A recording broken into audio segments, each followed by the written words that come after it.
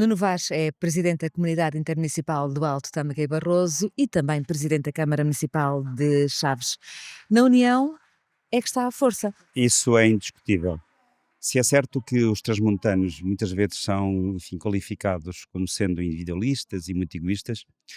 eu acho que na CIM está uma boa prova de que de facto é possível fazer de forma diferente. A comunidade intermunicipal é um projeto recente, é relativamente jovem, mas tem sido um processo de aprendizagem, de reciprocidades, de cooperação, de solidariedades e, sobretudo, nesta ideia e nesta convicção, e eu diria mesmo certeza, de que é nesta conjugação da diversidade e da singularidade de cada um dos 6 territórios que integram a CIME, que com certeza nós poderemos fazer um processo de afirmação, de valorização, de crescimento. Isso naturalmente exige de todos nós algo absolutamente essencial, que é esta disponibilidade para podermos cooperar, colaborar, ainda que pontualmente, numa ou noutra matéria, nós possamos ser concorrentes. Mas isso é bom, mas é uma concorrência colaborativa e que naturalmente nos faz crescer, avançar e progredir. É isso que nós queremos e acima é um bom espaço de definição estratégica, de definição programática e felizmente até hoje as decisões têm sido quase invariavelmente tomadas por unanimidade. Isso significa que de facto essa cooperação não é apenas expressa em palavras, mas é também expressa em deliberações e em atos. Até porque isso está plasmado na vossa agenda anual de janeiro a dezembro, tudo é pensado ao pormenor. Começamos com a Feira do Porco de Boticas, depois Montalegre, Chaves e vem por aí fora uma panóplia de oferta turística, não só, mas também que é pensada É verdade. em conjunto. Ou seja, não só nesta dimensão mais operativa, enfim, mais de atividades, em que procuramos sempre conciliar agendas, conciliar, enfim, atos e celebrações que naturalmente são desejavelmente desfasados, porque aquilo que nós entendemos e temos naturalmente a evidência naquilo que são uma multiplicidade de atividades, é que quando acontecem atividades num território, normalmente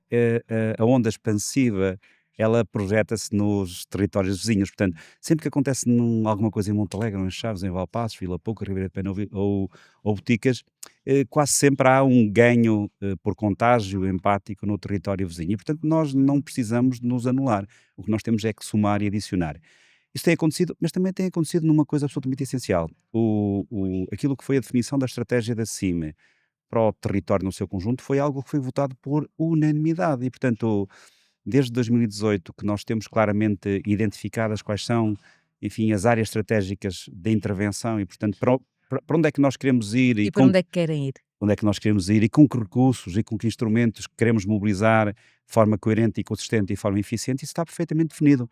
E, portanto, dizer-lhe que esta ideia de primeiro nós nos entendermos quanto àquilo que é o nosso core, que tem a ver com a água e o bem-estar, e que, à partida, poderíamos pensar que haveria territórios e concelhos que teriam alguma dificuldade em aceitar esta ideia da água, porque há territórios de vinho, mas não deixam de ser também da água também. E aqui também E somos, aqui o também Alto somos, Tâmega, não é? também é. E por isso, quando nós, em 2018, aprovamos o nosso plano estratégico, uma linha coerente e consistente de linhas programáticas e anti-estratégicas, ficou claramente assente que o que nós queríamos fazer naturalmente era procurarmos uma conjugação de esforços, de meios, de propósitos, sempre com o objetivo fundamental, naturalmente fazer desenvolvimento sustentado, com o intuito de nós podermos progressivamente garantir que a nossa população aqui fica, aqui reside, aqui naturalmente quer procurar futuro e, se possível, podemos ganhar novos residentes. E foi nesta lógica económica, nesta lógica demográfica, turística, mas também numa lógica conjunta em áreas mais difíceis, que são sempre mais difíceis para os municípios e para os territórios de baixa densidade, que tem a ver com o conhecimento, com a inovação, com a educação, com o ensino superior. E também aqui a aposta foi clara. Desde muito cedo, houve um consenso de que o único caminho em que poderíamos acrescentar valor aos nossos produtos endógenos, valorizando-os naturalmente, pondo-os em evidência, não era apenas para promoção, era também pelo conhecimento, pela inovação, pela incorporação daquilo que pudesse ser o resultado desse conhecimento, daquilo que são nossos produtos tradicionais no território, naturalmente desde que vão à água termal em Chaves até aos produtos mais ligados ao porco em boticas em Montalegre, ou por exemplo na questão do vinho e da oliveira em Valpaços, ou por exemplo na Vila Pouca das Pedreiras ou em Ribeira de Pena, mais do turismo ligado à água. Portanto, foi assim desta forma colaborativa, consensual, naturalmente muito discutida, sim, porque também precisamos de divergir para depois convergir. E isso foi feito de forma quase automática, serena, E isso resulta claramente do quê? De um propósito comum, de uma ideia consistente que é sufragada por todos e depois também, naturalmente, dizendo que uma área técnica muito consistente, muito forte, que tem a ver com a área do secretariado técnico, o professor Ramiro também foi aqui uma peça importante, juntando este puzzle todo. Enfim, fazemos acontecer coisas, têm acontecido muitas coisas no território, felizmente muitas coisas boas, essas coisas boas são desde, por exemplo, o Aquavalor que foi criado, enfim, os primeiros passos de concessão em 2018 e que naturalmente já percebemos todos que foi a nossa pedra angular no que diz respeito à investigação, ao conhecimento, mas também ao ensino superior, que depois redundou e se traduz hoje naquilo que foram as bases para uma escola superior de hotelaria e bem-estar, que naturalmente procura neste espaço desta CIM do Alto Amigo Barroso, um espaço próprio de diferenciação, de afirmação, mas também de qualificação das pessoas, das instituições, do setor social, e certamente é este o caminho que nos vai permitir, na minha perspectiva, fazer com que este território possa verdadeiramente ter uma esperança, mas uma esperança fundada, que aqui há claramente um caminho muito importante no desenvolvimento sustentado, na criação de valor e não apenas naquilo que tradicionalmente nós estávamos habituados a ouvir, que era a qualidade de vida, que era o ar, que eram umas paisagens excepcionais, gente que sabe estar e sabe de receber. Isso é fundamental, esse é o nosso ponto de partida, mas nós queremos acrescentar várias camadas, e essas camadas são naturalmente qualificar a oferta turística, com mais ativos, com mais operadores, com mais oferta, aumentar a nossa dimensão económica, seja na agricultura, no comércio, nos serviços, ou também na indústria, que é um setor absolutamente essencial, no caso de Chaves, absolutamente crítico, ou, por exemplo, no comércio, e na agricultura e na floresta. E, portanto, eu acho que é nesta conjugação, numa relação simbiótica, nestes vários fatores, que naturalmente nós temos que olhar para o futuro com esperança, com, ao mesmo tempo, sempre com muita motivação, com muita resiliência, com muita competência, com muita determinação, com muito foco, porque nós sabemos que nada se faz por acaso, ela resulta de certamente muitos ingredientes e a vontade é certamente um deles. Definir um plano estratégico há 20 anos era uma coisa, em 2025 é outra. A própria sociedade, o mundo como avança, vai numa velocidade, eu não diria vertiginosa, mas temos que colocar o cinto de segurança. Nós, quando fazemos um plano estratégico, nós fazemos naturalmente um diagnóstico prévio. E esse diagnóstico faz, com certeza, fazer um conjunto de análises, quer de ameaças, quer de incertezas, quer de riscos, de oportunidades também, com certeza. E muitas vezes essas ameaças são ameaças mais internas, outras vezes são ameaças mais externas, e de facto o que nós percebemos hoje é que há uma constante, e essa constante é a mudança e é a incerteza. E é nessa mudança, e é nessa constante, e nessa premissa de constância que nós temos de trabalhar. Nós sabemos que tudo está a mudar, todos os dias muda, e o contexto se altera. Mas naturalmente o plano estratégico é isso mesmo, evolutivo, ajustável e portanto que se vai naturalmente adaptando àquilo que são naturalmente as circunstâncias, os recursos, os contextos. Isso é trabalho dos gestores, dos decisores, do, enfim, dos técnicos,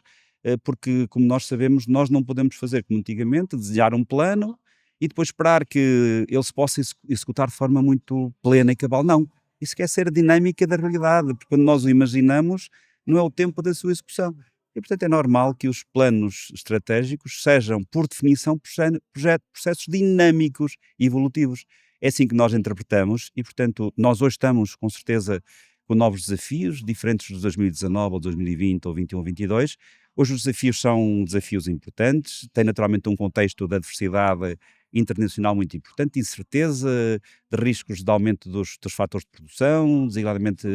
das energias, naturalmente um fechar e que faz com que esse protecionismo vai naturalmente aumentar os preços de tudo, porque naturalmente as taxas vão certamente ser refletidas nos serviços e produtos finais e vamos ter uma situação de adversidade. Mas ao mesmo tempo é uma situação de oportunidade. Nós hoje estamos confrontados naturalmente com várias questões. Alterações climáticas, alterações também que têm a ver com o digital, também com a demografia, de facto os fluxos migratórios estão aí, isso implica alterações sociológicas e também de contexto. Portanto, nós temos que olhar para isso como uma oportunidade, olhar sempre nos aspectos positivos que nós podemos internalizar e aproveitar. E o que nós queremos no Alto Termo é isso mesmo, é aproveitar este momento para afirmarmos o turismo, para termos mais turistas, para acrescentarmos valor nos serviços que nós podemos disponibilizar, ou fazer uma oferta maior ainda do turismo e ao mesmo tempo também qualificarmos mais e melhor os nossos jovens, as nossas empresas, o nosso setor social, preparar-nos para os desafios do futuro que são, como nós sabemos, difíceis, enfim, com muitas competências, e com esta questão da inteligência artificial, enfim, sabemos que existe aqui desafios enormes, mas sim, se nós estivermos conscientes, motivados e com propósito, nós vamos ser bem-sucedidos. Ao mesmo tempo, temos que trabalhar também numa componente importante, que é na nossa floresta e na nossa agricultura. São valores fundamentais, eu digo que são valores de base sobre os quais temos que alicerçar outros, e portanto temos que olhar para eles numa visão moderna, respeitando o passado, respeitando a nossa história, mas integrando naquilo que possam ser acrescentar valor, ligado ao, enfim, ao turismo, ligado ao comércio, porque eu acredito muito que se nós olharmos isto de forma integrada e colaborativa, nós temos a oportunidade de poder acrescentar valor e transferir valor para todos os agentes deste grande processo que é este nosso ecossistema da CIMI e também do município. E por isso, o que nos cabe a nós, enquanto decisores autárquicos, enquanto responsáveis por uma comunidade intermunicipal, é sobretudo reflexão, planeamento, muita estratégia, e em alguns casos também, naturalmente, alguma capacidade operativa. Para quê? Para que nós possamos mobilizar os recursos financeiros, os recursos humanos, os recursos tecnológicos, os recursos materiais, para que nós possamos concretizar o essencial. O essencial é o quê? É preparar-nos melhor para estes desafios. Os desafios são os desafios da modernidade, os desafios deste mundo global, que apesar destas barreiras existirem, mas que naturalmente fazem com que nós tenhamos que estar sempre atentos e fazer uma coisa essencial: diferenciação, singularidade, para que nós possamos continuar a ser diferentes e podermos ser valorizados positivamente por quem nos visita e claramente por quem connosco concorre. Para terminar, quer acrescentar alguma coisa? Sim, hoje estamos aqui numa iniciativa, é mais uma iniciativa que visa congregar para uma temática tão importante como é o turismo, todos os agentes, todos os stakeholders, todos os intervenientes neste processo. Nós sabemos que, e isto é absolutamente essencial, quem desenha e faz acontecer o turismo não é o governo, não é a Secretaria de Turismo, não é a Secretaria de Estado do Turismo, não é o Turismo de Portugal, não é o Turismo Norte, Porto e Norte, não é a CIM, não são os municípios, embora sejam também estes, mas depois temos que naturalmente perceber que são as dinâmicas próprias do mercado, do setor, são os agentes do mesmo, os operadores turísticos, os hoteleiros, os da restauração, enfim, são aqueles que verdadeiramente querem acrescentar valor, porque quem